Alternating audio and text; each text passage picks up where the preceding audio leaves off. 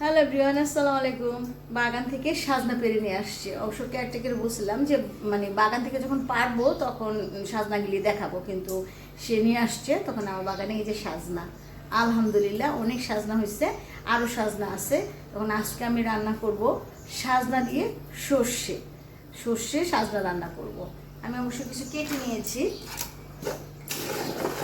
যখন আমি সর্ষে সাজনা রান্না করব তখন দেখা হচ্ছে। যখন আমি সর্ষে সাজনা রান্না করব তখন দেখা হচ্ছে। আমি এখন সর্ষেটা বেটে নিব। এটা তো সাদা সর্ষা, আর এখানে একটু মরিচ নিয়ে নিয়েছি, মানে কাঁচা মরিচই লাল হয়ে গেছে, কারণ সর্ষের সাথে একটু মরিচ দিলে তিতা ভাবটা একটু কম লাগে। তাই আমি একটুখানি বেটে নিলাম একটু বেশি, কারণ বেটে রেখে দিব, হয়তো সর্ষে ইলিশ রান্না করা যায়, এই জন্য আমি একটু বেটে নিচ্ছি।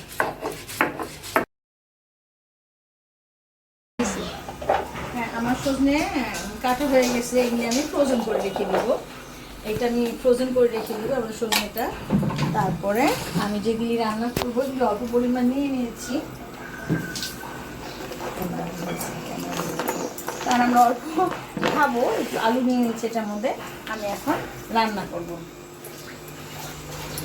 আমি অবশ্য আমরা সরষের তেলে খাই, এখন আমি সরষের তেল দিয়ে দিব। একটু পেঁয়াজ দিয়ে দিচ্ছি।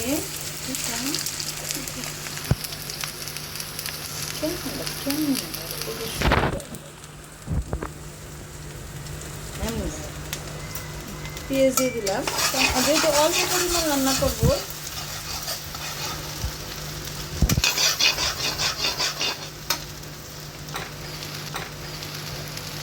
লবণ দিয়ে দিচ্ছি,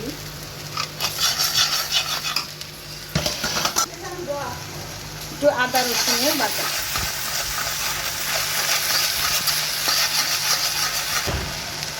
অল্প পরিমাণ মরিচের গুঁড়া,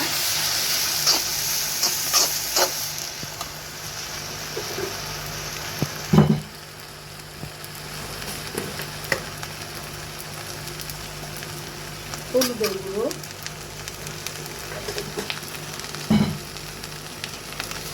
আর একটু পানি।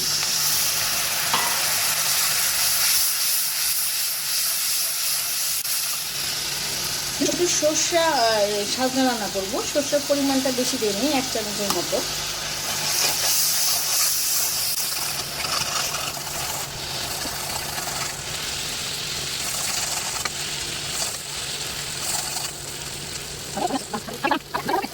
আমি শস্য আগে আমি আলুটা দিয়ে দিব, কারণ আলুটা যেহেতু সিদ্ধ হতে একটু দেরি লাগে, তাই আমি আলুটা দিয়ে দিই।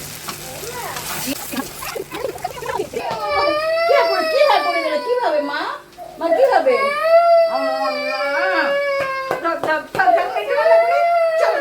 রান্না করি, ঠিক আছে?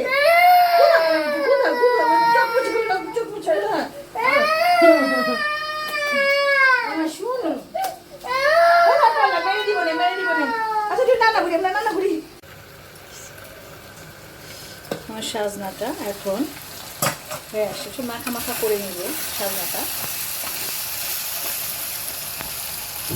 সাজনা সিদ্ধ হয়ে গেছে, বেশি সিদ্ধ হলে এবার ভালো লাগবে না। এটা এখন বের করবো।